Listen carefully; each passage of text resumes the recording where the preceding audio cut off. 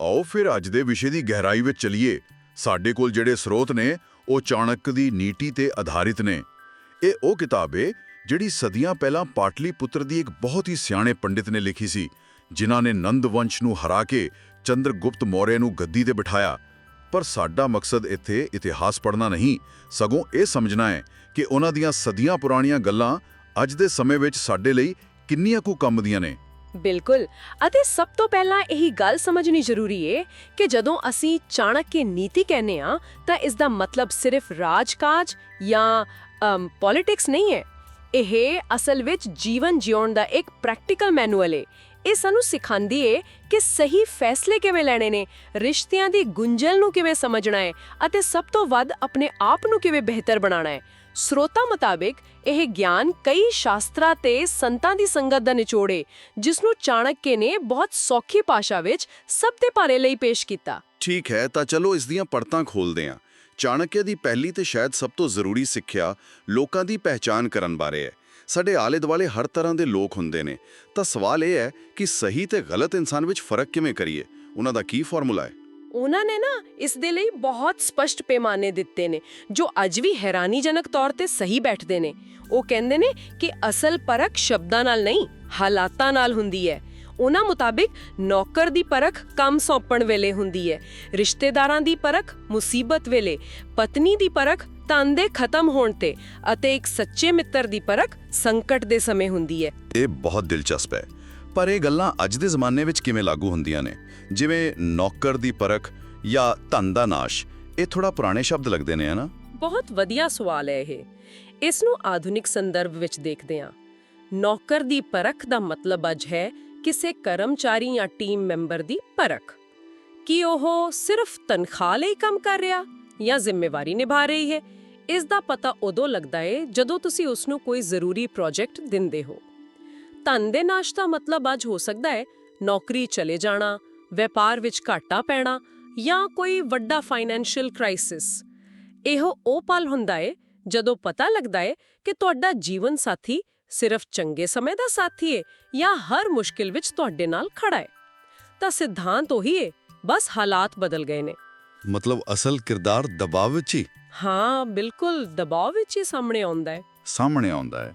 ਉਹ ਇੱਕ ਅਸਲ ਸਾਥੀ ਦੀ ਵੀ ਗੱਲ ਕਰਦੇ ਨੇ, ਜਿਸ ਦੀ ਪਰਿਭਾਸ਼ਾ ਇਸ ਤੋਂ ਵੀ ਅੱਗੇ ਜਾਂਦੀ ਹੈ। ਹਾਂ, ਉਹ ਇਸ ਨੂੰ ਹੋਰ ਸਪਸ਼ਟ ਕਰਦੇ ਨੇ। ਉਹਨਾਂ ਅਨੁਸਾਰ ਅਸਲ ਸਾਥੀ ਉਹ ਏ ਜੋ 6 ਥਾਵਾਂ ਤੇ ਤੁਹਾਡੇ ਨਾਲ ਖੜਾ ਹੋਵੇ। ਬਿਮਾਰੀ ਵਿੱਚ, ਅਕਾਲ ਮਤਲਬ ਬਹੁਤ ਵੱਡੀ ਕਮੀ ਦੇ ਸਮੇਂ, ਦੁਸ਼ਮਣ ਦੇ ਹਮਲੇ ਵੇਲੇ, ਰਾਜ ਦਰਬਾਰ ਜਿਸ ਨੂੰ ਅੱਜ ਦੇ ਜ਼ਮਾਨੇ ਵਿੱਚ ਕਾਨੂੰਨੀ ਲੜਾਈ ਕਹਿ ਸਕਦੇ ਹਾਂ, ਅਤੇ ਇੱਥੋਂ ਤੱਕ ਕਿ ਸ਼ਮਸ਼ਾਨ ਘਾਟ ਵਿੱਚ ਵੀ। ਇਹ ਉਹ ਪਲ ਨੇ ਜਦੋਂ ਇਨਸਾਨ ਸਭ ਤੋਂ ਕਮਜ਼ੋਰ ਤੇ ਇਕੱਲਾ ਹੁੰਦਾ ਹੈ, ਤੇ ਉਦੋਂ ਹੀ ਸੱਚੇ ਸੰਬੰਧਾਂ ਦੀ ਅਸਲ ਪਹਿਚਾਣ ਹੁੰਦੀ ਹੈ। ਇਹ ਤਾਂ ਹੋਈ ਸੱਚੇ ਲੋਕਾਂ ਦੀ ਪਹਿਚਾਣ, ਪਰ ਉਹਨਾਂ ਲੋਕਾਂ ਬਾਰੇ ਕੀ ਜਿਨ੍ਹਾਂ ਤੋਂ ਸਾਨੂੰ ਬਚਣਾ ਚਾਹੀਦਾ ਹੈ? ਮੈਂ ਦੇਖਿਆ ਹੈ ਕਿ ਇਸ ਮਾਮਲੇ ਵਿੱਚ ਚਾਣਕਿਆ ਦੀ ਭਾਸ਼ਾ ਬਹੁਤ ਸਿੱਧੀ ਤੇ ਤਿੱਖੀ ਹੈ। ਬਿਲਕੁਲ, ਉਹ ਕੋਈ ਲੁਕਾ ਛੁਪਾ ਨਹੀਂ ਕਰਦੇ, ਸਪਸ਼ਟ ਚੇਤਾਵਨੀ ਦਿੰਦੇ ਨੇ। ਉਹਨਾਂ ਦਾ ਇੱਕ ਬਹੁਤ ਮਸ਼ਹੂਰ ਵਿਚਾਰ ਹੈ, ਉਸ ਮਿੱਤਰ ਦਾ ਤਿਆਗ ਕਰ ਦੋ ਜਿਸ ਦੇ ਮੂੰਹ ਤੇ ਮਿਠਾਸ ਹੋਵੇ ਪਰ ਪਿੱਠ ਪਿੱਛੇ ਉਹ ਤੁਹਾਡਾ ਕੰਮ ਵਿਗਾੜਦਾ ਹੋਵੇ। ਉਹ ਇਸ ਦੀ ਤੁਲਨਾ ਜ਼ਹਿਰ ਨਾਲ ਭਰੇ ਉਸ ਘੜੇ ਨਾਲ ਕਰਦੇ ਨੇ ਜਿਸ ਦੇ ਮੂੰਹ ਤੇ ਥੋੜਾ ਜਿਹਾ ਦੁੱਧ ਰੱਖਿਆ ਹੋਵੇ। ਵਾਹ, ਇਹ ਸਿਰਫ ਧੋਖੇ ਦੀ ਗੱਲ ਨਹੀਂ, ਇਹ ਇੱਕ ਬਹੁਤ ਹੀ ਸੂਖਮ ਮਨੋਵਿਗਿਆਨਿਕ ਹਮਲੇ ਦੀ ਗੱਲ ਹੈ। ਚਾਣਕ ਕਹਿ ਰਹੇ ਨੇ ਕਿ ਅਜਿਹੇ ਲੋਕ ਸਭ ਤੋਂ ਵੱਧ ਖਤਰਨਾਕ ਹੁੰਦੇ ਨੇ ਕਿਉਂਕਿ ਉਹ ਤੁਹਾਡੇ ਭਰੋਸੇ ਨੂੰ ਹਥਿਆਰ ਵਾਂਗ ਵਰਤਦੇ ਨੇ। ਇੱਕ ਖੁੱਲਾ ਦੁਸ਼ਮਣ ਫਿਰ ਵੀ ਬਿਹਤਰ ਹੈ, ਪਰ ਮਿੱਠਾ ਬੋਲਣ ਵਾਲਾ ਦੁਸ਼ਮਣ ਤੁਹਾਨੂੰ ਅੰਦਰੋਂ ਖੋਖਲਾ ਕਰ ਦਿੰਦਾ ਹੈ। ਤੁਸੀਂ ਬਿਲਕੁਲ ਸਹੀ ਸਮਝਿਆ। ਇਸੇ ਗੱਲ ਨੂੰ ਅੱਗੇ ਵਧਾਉਂਦੇ ਹੋਏ ਉਹ ਇੱਕ ਹੋਰ ਉਦਾਹਰਣ ਦਿੰਦੇ ਨੇ ਜੋ ਅੱਜ ਦੇ ਸਮੇਂ ਵਿੱਚ ਥੋੜੀ ਵਿਵਾਦਪੂਰਨ ਲੱਗ ਸਕਦੀ ਏ, ਪਰ ਉਸ ਦੇ ਪਿੱਛੇ ਦਾ ਸਿਧਾਂਤ ਬਹੁਤ ਡੂੰਘਾ ਹੈ। ਉਹ ਸੱਪ ਅਤੇ ਮਣੀ ਦੀ ਗੱਲ ਕਰਦੇ ਨੇ।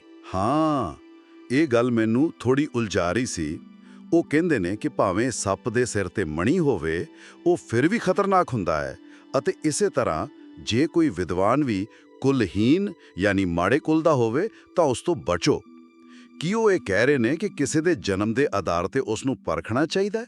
ਇਹ ਤਾਂ ਬਹੁਤ ਸਖਤ ਨਜ਼ਰੀਆ ਹੈ। ਦੇਖੋ, ਇਹ ਸਮਝਣ ਵਾਲੀ ਗੱਲ ਏ। ਸਾਨੂੰ ਚਾਣਕਿਆ ਦੇ ਸਮੇਂ ਦੇ ਸਮਾਜਿਕ ਢਾਂਚੇ ਨੂੰ ਧਿਆਨ ਵਿੱਚ ਰੱਖਣਾ ਪਊਗਾ, ਜਿੱਥੇ ਕੁਲ ਜਾਂ ਵੰਸ਼ ਦਾ ਬਹੁਤ ਮਹੱਤਵ ਸੀ। ਪਰ ਜੇ ਅਸੀਂ ਇਸ ਦੇ ਪਿੱਛੇ ਦੇ ਸਿਧਾਂਤ ਨੂੰ ਸਮਝੀਏ ਤਾਂ ਅੱਜ ਇਸ ਦਾ ਅਰਥ ਬਿਲਕੁਲ ਵੱਖਰਾ ਏ।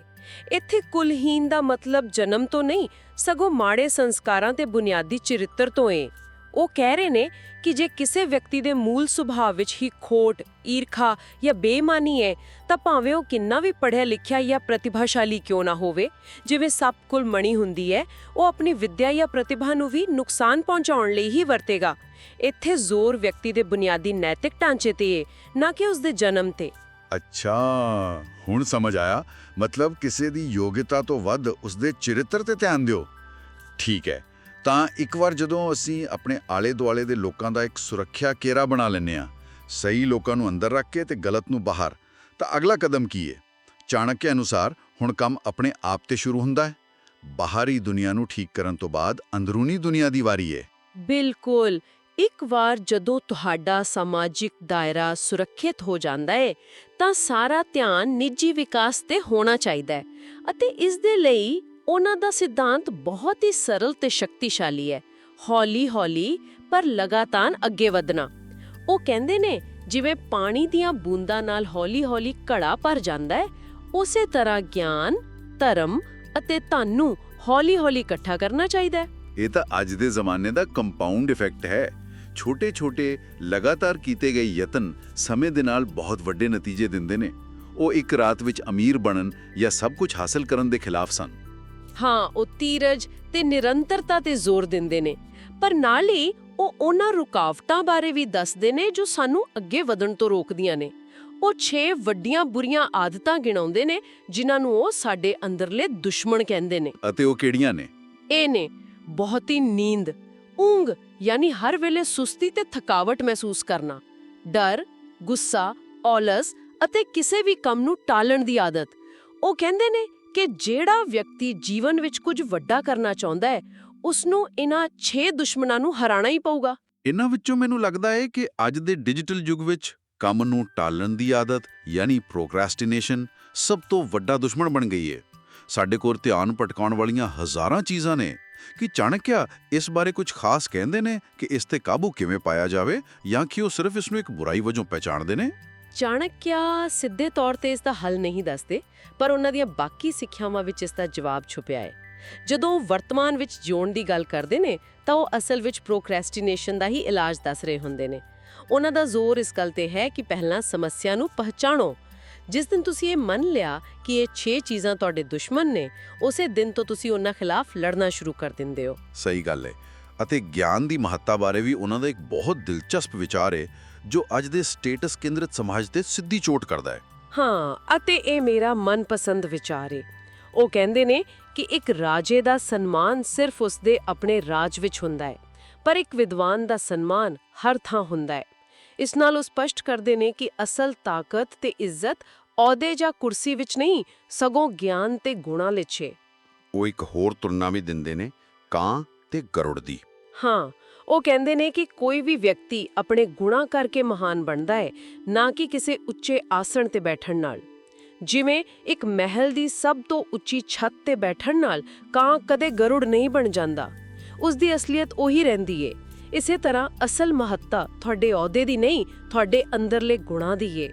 ਗੁਣਾਂ ਦੀ ਮਹੱਤਤਾ ਦੀ ਇਹ ਗੱਲ ਸਿਰਫ ਸਾਡੇ ਤੇ ਹੀ ਨਹੀਂ, ਸਗੋਂ ਸਾਡੀ ਆਉਣ ਵਾਲੀ ਪੀੜ੍ਹੀ ਤੇ ਵੀ ਲਾਗੂ ਹੁੰਦੀ ਹੈ। ਚਾਣਕੇ ਇਸ ਵਿਚਾਰ ਨੂੰ ਪਰਿਵਾਰਿਕ ਢਾਂਚੇ ਤੱਕ ਕਿਵੇਂ ਲੈ ਕੇ ਜਾਂਦੇ ਨੇ, ਖਾਸ ਕਰਕੇ ਜਦੋਂ ਬੱਚਿਆਂ ਦੀ ਗੱਲ ਆਉਂਦੀ ਹੈ। ਉਹ ਇੱਕ ਬੱਚੇ ਨੂੰ ਸਿਰਫ ਇੱਕ ਵਿਅਕਤੀ ਨਹੀਂ, ਸਗੋਂ ਪੂਰੇ ਪਰਿਵਾਰ ਤੇ ਕੁਲ ਦੇ ਭਵਿੱਖ ਦਾ ਪ੍ਰਤੀਬਿੰਬ ਮੰਨਦੇ ਨੇ। ਉਹਨਾਂ ਦੀ ਇੱਕ ਬਹੁਤ ਮਸ਼ਹੂਰ ਤੁਲਨਾ ਹੈ, ਇੱਕ ਗੁਣੀ ਅਤੇ ਵਿਦਵਾਨ ਪੁੱਤਰ ਸੈਂਕੜੇ ਮੂਰਖ ਪੁੱਤਰਾਂ ਨਾਲੋਂ ਚੰਗਾ ਹੁੰਦਾ ਹੈ। ਉਹ ਅੱਗੇ ਕਹਿੰਦੇ ਨੇ, ਜਿਵੇਂ ਇੱਕ ਹੀ ਚੰਦਰਮਾ ਰਾਤ ਦੇ ਹਨੇਰੇ ਨੂੰ ਦੂਰ ਕਰ ਦਿੰਦਾ ਹੈ, ਜੋ ਹਜ਼ਾਰਾਂ ਤਾਰੇ ਮਿਲ ਕੇ ਨਹੀਂ ਕਰ ਸਕਦੇ। ਮਤਲਬ ਗੁਣਵੱਤਾ ਮਾਤਰਾ ਨਾਲੋਂ ਕਿਤੇ ਵੱਧ ਮਾਇਨੇ ਰੱਖਦੀ ਹੈ। ਇਸੇ ਤਰ੍ਹਾਂ ਦੀ ਇੱਕ ਜੰਗਲ ਵਾਲੀ ਉਦਾਹਰਣ ਵੀ ਬਹੁਤ ਪ੍ਰਭਾਵਸ਼ਾਲੀ ਹੈ। ਹਾਂ, ਉਹ ਕਹਿੰਦੇ ਨੇ ਕਿ ਜਿਸ ਤਰ੍ਹਾਂ ਇੱਕ ਸੁਗੰਧ ਵਾਲਾ ਰੁੱਖ ਆਪਣੀ ਖੁਸ਼ਬੂ ਨਾਲ ਪੂਰੇ ਜੰਗਲ ਨੂੰ ਮਹਿਕਾ ਦਿੰਦਾ ਹੈ, ਉਸੇ ਤਰ੍ਹਾਂ ਇੱਕ ਚੰਗਾ ਪੁੱਤਰ ਪੂਰੇ ਕੁਲ ਦਾ ਨਾਮ ਰੌਸ਼ਨ ਕਰਦਾ ਹੈ। ਅਤੇ ਇਸ ਦੇ ਉਲਟ, ਜਿਵੇਂ ਇੱਕ ਸੁੱਕਾ ਰੁੱਖ ਜਦੋਂ ਅੱਗ ਲੱਗਣ ਤੇ ਸੜਦਾ ਹੈ ਤਾਂ ਪੂਰੇ ਜੰਗਲ ਨੂੰ ਸਾੜ ਕੇ ਸੁਆਹ ਕਰ ਦਿੰਦਾ ਹੈ, ਉਸੇ ਤਰ੍ਹਾਂ ਇੱਕ ਮਾੜਾ ਪੁੱਤਰ ਪੂਰੇ ਕੁਲ ਨੂੰ ਤਬਾਹ ਕਰ ਦਿੰਦਾ ਹੈ। ਇਸ ਨਾਲ ਉਹ ਮਾਪਿਆਂ ਨੂੰ ਉਹਨਾਂ ਦੀ ਜ਼ਿੰਮੇਵਾਰੀ ਦਾ ਅਹਿਸਾਸ ਕਰਵਾਉਂਦੇ ਨੇ। ਔਰ ਬੱਚਿਆਂ ਦੇ ਪਾਲਣ ਪੋਸ਼ਣ ਬਾਰੇ ਵੀ ਉਹਨਾਂ ਦਾ ਇੱਕ ਖਾਸ ਫਾਰਮੂਲਾ ਹੈ ਜੋ 3 ਪੜਾਵਾਂ ਵਿੱਚ ਵੰਡਿਆ ਹੋਇਆ ਹੈ। ਇਹ ਅੱਜ ਦੇ ਮਨੋਵਿਗਿਆਨ ਨਾਲ ਵੀ ਕਾਫੀ ਮੇਲ ਖਾਂਦਾ ਲੱਗਦਾ ਹੈ। ਹਾਂ, ਇਹ ਬਹੁਤ ਹੀ ਸੰਤੁਲਿਤ ਪਹੁੰਚ ਹੈ। ਉਹ ਕਹਿੰਦੇ ਨੇ ਪਹਿਲਾਂ 5 ਸਾਲ ਦੀ ਉਮਰ ਤੱਕ ਪੁੱਤਰ ਨੂੰ ਬਹੁਤ ਲਾਡ ਪਿਆਰ ਕਰੋ, ਉਸ ਦੀ ਹਰ ਗੱਲ ਮੰਨੋ। ਦੂਜਾ, ਅਗਲੇ 10 ਸਾਲ ਯਾਨੀ 5 ਤੋਂ 15 ਸਾਲ ਦੀ ਉਮਰ ਤੱਕ ਉਸ ਨੂੰ ਸਖਤ ਅਨੁਸ਼ਾਸਨ ਵਿੱਚ ਰੱਖੋ। ਇਹ ਸਿੱਖਣ ਤੇ ਸੰਸਕਾਰ ਪਾਉਣ ਦਾ ਸਹੀ ਸਮਾਂ ਹੈ। ਇੱਥੇ ਸਖਤੀ ਦਾ ਮਤਲਬ ਮਾਰਨਾ ਕੁੱਟਣਾ ਨਹੀਂ, ਸਗੋਂ ਨਿਯਮ ਤੇ ਸੀਮਾਵਾਂ ਤੈਅ ਕਰਨਾ ਹੈ। ਅਤੇ ਤੀਜਾ, ਜਦੋਂ ਉਹ 16 ਸਾਲਾਂ ਦਾ ਹੋ ਜਾਵੇ ਤਾਂ ਉਸ ਨਾਲ ਇੱਕ ਮਿੱਤਰ ਵਰਗਾ ਵਿਹਾਰ ਕਰੋ, ਕਿਉਂਕਿ ਹੁਣ ਉਹ ਆਪਣਾ ਭਲਾ ਬੁਰਾ ਸਮਝਣ ਦੇ ਯੋਗ ਹੋ ਗਿਆ ਹੈ। ਇਹ ਦਿਲਚਸਪ ਹੈ ਕਿ ਇਹ ਆਧੁਨਿਕ ਪਾਲਣ ਪੋਸ਼ਣ ਦੇ ਸਿਧਾਂਤਾਂ ਨਾਲ ਕਿੰਨਾ ਮਿਲਦਾ ਜੁਲਦਾ ਹੈ। ਸ਼ੁਰੂਆਤੀ ਸਾਲਾਂ ਵਿੱਚ ਸੁਰੱਖਿਆ ਤੇ ਪਿਆਰ, ਫਿਰ ਜਵਾਨੀ ਵਿੱਚ ਸੀਮਾਵਾਂ ਤੇ ਅਨੁਸ਼ਾਸਨ, ਅਤੇ ਫਿਰ ਇੱਕ ਬਾਲਕ ਵਜੋਂ ਸਨਮਾਨ। ਠੀਕ ਹੈ, ਤਾਂ ਜੇਕਰ ਅਸੀਂ ਇਹਨਾਂ ਸਾਰੀਆਂ ਸਿੱਖਿਆਵਾਂ ਨੂੰ ਇਕੱਠਾ ਕਰੀਏ, ਲੋਕਾਂ ਨੂੰ ਪਰਖਣਾ, ਆਪਣੇ ਆਪ ਨੂੰ ਸੁਧਾਰਨਾ, ਇੱਕ ਚੰਗੇ ਪਰਿਵਾਰ ਦਾ ਨਿਰਮਾਣ ਕਰਨਾ, ਤਾਂ ਇੱਕ ਮਜ਼ਬੂਤ ਤੇ ਸਹੀ ਜੀਵਨ ਜਿਉਣ ਦਾ ਅੰਤਿਮ ਨਿਯਮ ਕੀ ਹੈ? ਚਾਣਕਿਆ ਦੇ ਮੁੱਖ ਸਿਧਾਂਤ ਕੀ ਨੇ? ਸਭ ਤੋਂ ਪਹਿਲਾਂ ਤੇ ਸਭ ਤੋਂ ਮਹੱਤਵਪੂਰਨ ਸਿਧਾਂਤ ਹੈ ਜੀ, ਜੀਵਨ ਵਿੱਚ ਆਪਣੀਆਂ ਤਰਜੀਹਾਂ ਨੂੰ ਸਹੀ ਢੰਗ ਨਾਲ ਤੈਅ ਕਰਨਾ। ਚਾਣਕਿਆ ਇਸ ਬਾਰੇ ਬਹੁਤ ਸਪਸ਼ਟ ਨੇ। ਉਹ ਕਹਿੰਦੇ ਨੇ, ਸੰਕਟ ਦੇ ਸਮੇਂ ਲਈ ਧਨ ਨੂੰ ਬਚਾਓ। ਇਹ ਵਿਹਾਰਕਤਾ ਹੈ। ਫਿਰ ਉਹ ਕਹਿੰਦੇ ਨੇ, ਧਨ ਤੋਂ ਵੱਧ ਆਪਣੀ ਪਤਨੀ ਯਾਨੀ ਜੀਵਨ ਸਾਥੀ ਦੀ ਰੱਖਿਆ ਕਰੋ। ਇਹ ਨੈਤਿਕਤਾ ਹੈ। ਪਰ ਫਿਰ ਉਹ ਸਭ ਤੋਂ ਉੱਚੀ ਗੱਲ ਕਹਿੰਦੇ ਨੇ, ਜਦੋਂ ਗੱਲ ਆਪਣੀ ਆਤਮਾ ਜਾਂ ਸਵੈਮਾਣ ਦੀ ਰੱਖਿਆ ਦੀ ਆਵੇ ਤਾਂ ਧਨ ਅਤੇ ਪਤਨੀ ਦੋਵਾਂ ਦਾ ਤਿਆਗ ਕਰਨ ਲਈ ਤਿਆਰ ਰਹੋ। ਇਹ ਆਖਰੀ ਗੱਲ ਬਹੁਤ ਗਹਿਰੀ ਹੈ। ਸਵੈਮਾਣ ਨੂੰ ਹਰ ਚੀਜ਼ ਤੋਂ ਉੱਪਰ ਰੱਖਣਾ। ਕੀ ਇਹ ਅੱਜ ਦੇ ਸਮੇਂ ਵਿੱਚ ਵਿਹਾਰਿਕ ਹੈ, ਜਿੱਥੇ ਲੋਕ ਅਕਸਰ ਸਮਝੌਤੇ ਕਰਦੇ ਨੇ? ਇਹ ਇੱਕ ਬਹੁਤ ਵੱਡਾ ਸਵਾਲ ਹੈ। ਚਾਣਕਿਆ ਦੇ ਅਨੁਸਾਰ ਤੁਹਾਡਾ ਸਵੈਮਾਣ ਜਾਂ ਆਤਮਾ ਤੁਹਾਡੀ ਅਸਲ ਪਹਿਚਾਣ ਹੈ। ਜੇ ਤੁਸੀਂ ਉਸੇ ਨੂੰ ਗਵਾ ਦਿੱਤਾ ਤਾਂ ਧਨ ਤੇ ਰਿਸ਼ਤੇ ਵੀ ਆਪਣਾ ਅਰਥ ਗਵਾ ਦਿੰਦੇ ਨੇ।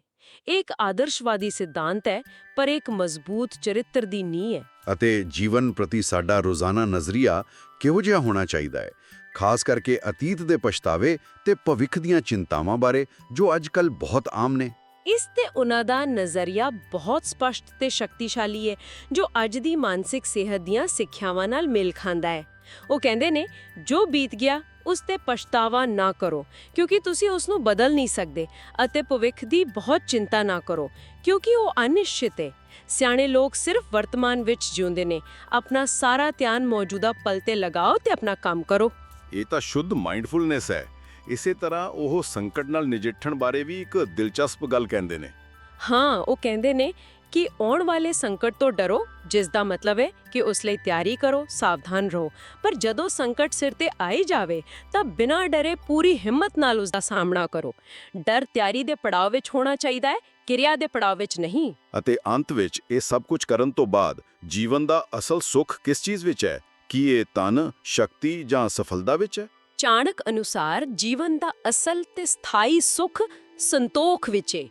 ਉਹ ਕਹਿੰਦੇ ਨੇ ਕਿ ਸੰਤੋਖ ਦੇ ਅੰਮ੍ਰਿਤ ਨਾਲ ਤ੍ਰਿਪਤ ਮਨੁੱਖ ਨੂੰ ਜੋ ਸ਼ਾਂਤੀ ਤੇ ਆਨੰਦ ਮਿਲਦਾ ਹੈ, ਉਹ ਧਨ ਦੌਲਤ ਦੇ ਪਿੱਛੇ ਇੱਧਰ-ਉੱਧਰ ਭੱਜਣ ਵਾਲੇ ਲਾਲਚੀ ਮਨੁੱਖ ਨੂੰ ਕਦੇ ਨਹੀਂ ਮਿਲ ਸਕਦਾ। ਉਹਨਾਂ ਲਈ ਅਸਲ ਦੌਲਤ ਬਾਹਰੀ ਚੀਜ਼ਾਂ ਨਹੀਂ, ਸਗੋਂ ਮਨ ਦੀ ਸ਼ਾਂਤੀ ਹੈ, ਅਤੇ ਉਹ ਸਿਰਫ ਸੰਤੋਖ ਤੋਂ ਹੀ ਆ ਸਕਦੀ ਹੈ। ਤਾਂ ਫਿਰ ਜੇਕਰ ਅਸੀਂ ਇਸ ਸਾਰੀ ਗੱਲਬਾਤ ਨੂੰ ਸਮੇਟੀਏ ਤਾਂ ਅਸੀਂ ਦੇਖਿਆ ਕਿ ਚਾਣਕਿਆ ਦੀ ਨੀਤੀ ਸਿਰਫ ਰਾਜ ਚਲਾਉਣ ਦਾ ਗਾਈਡ ਬੁੱਕ ਨਹੀਂ ਹੈ।